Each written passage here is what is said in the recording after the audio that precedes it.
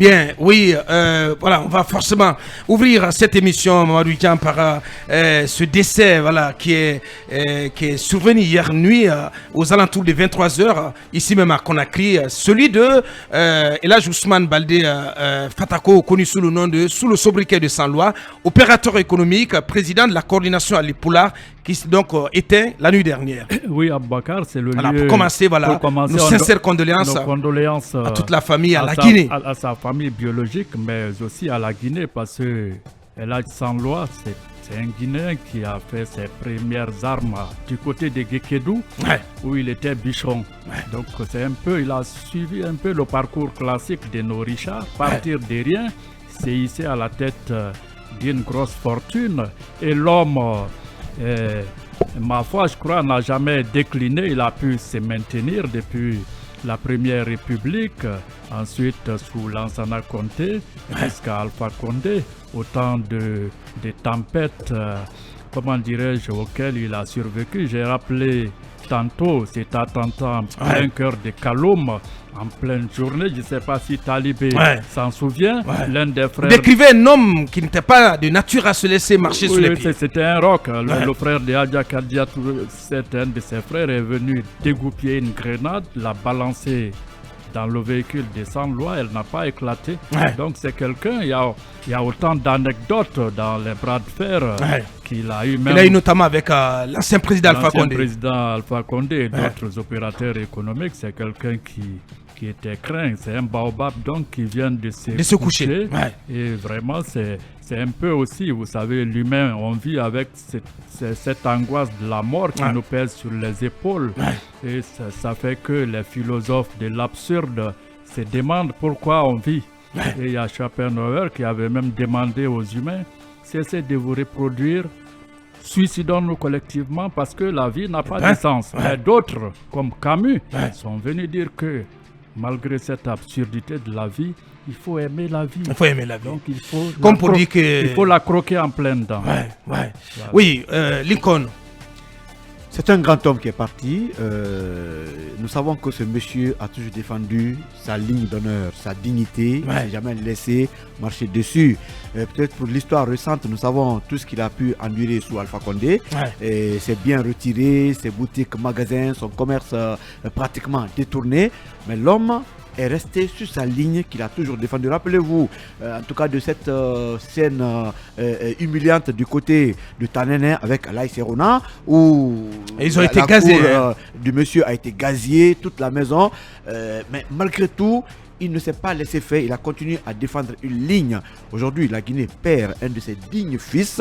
Et ce monsieur est un exemple de réussite, un modèle, un combattant. Bien. Lincoln, ça, c'est sans tarder, on va essayer d'aller. Voilà, c'est la première action venant de la famille. On va tenter d'avoir son épouse, Adja Safiatou Diallo, qui est membre du gouvernement de transition. Exactement, je voulais rajouter ça pour dire que effectivement, sa femme est aussi la ministre de l'Environnement actuelle. Et c'est un grand coup. Je crois que ça va être difficile de porter cette perte parce que j'ai appris qu'elle était toujours proche de lui en dehors de son temps de travail. Mais Elhadji Sans-Loi, c'est aussi quelqu'un qui a fait montre de générosité et qui a construit cette mosquée assez gigantesque du côté de Fatako. Du côté de Fatako, elle est tellement immense. Dans l'inauguration, il faut le rappeler, avait été boycotté par les autorités d'alors. Mais ça a mobilisé tellement de monde, vous vous rappellerez à l'époque. Et donc, il a été un ressort social pour beaucoup de gens, pour parler de son humanisme et des actions humanitaires qu'on reconnaît notamment à l'Africain qui est riche. Mais je retiens aussi dans ce que Mombo a dit tout à l'heure, habituellement les riches, ça naît, ça ne survit pas à 2 décennies pratiquement. Mais il a survécu depuis 56, comme son neveu le dit, à traverser des tempêtes, des changements de régime. Mais c'est resté cet homme riche et qui donc, jusqu'hier. Et en termes de faim, je crois que en islam, par exemple, c'est ce genre de faim, si vous voulez, même si la mort que tout le monde souhaite pas, que tout le monde souhaite avoir. Il n'a pas assez souffert, il allait c'est allé très vite. Ça n'allait tranquillement. Voilà, rejoindre le royaume des cieux.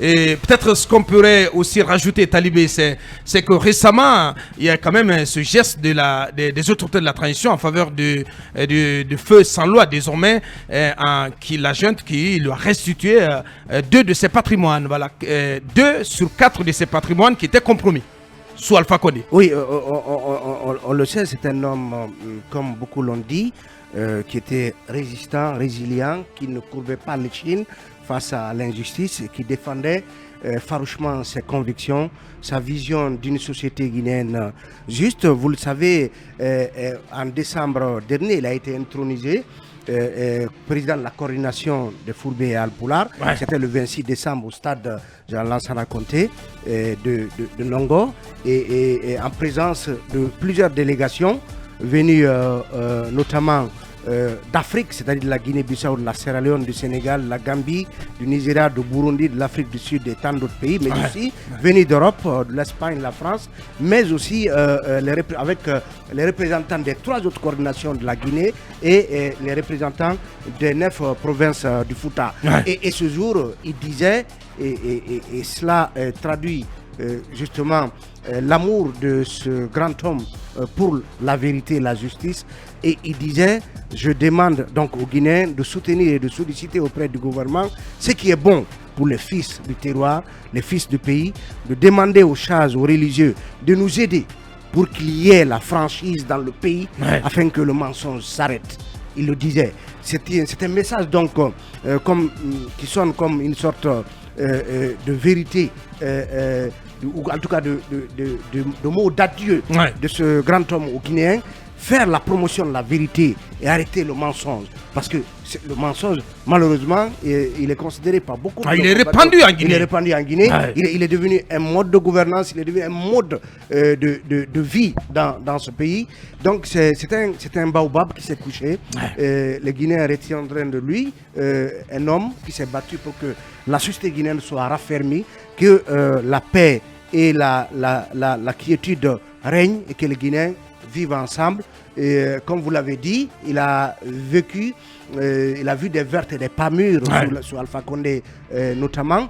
Vous vous rappelez cette phrase qu'il avait lâchée lorsqu'il a exprimé son refus ou son opposition à un 3e mandat face aux agissements de Alpha Condé. Il avait eu cette célèbre phrase: je n'aime pas la foutaise. À l'époque, ça avait donc fait grand bruit.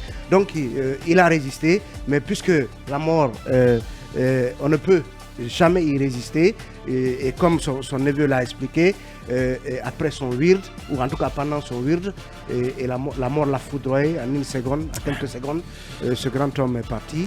Que son âme repose en paix. Voilà, c'est ce qu'on pouvait dire sur cette disparition, voilà, qui plonge tout un pays dans le deuil et dans la consternation.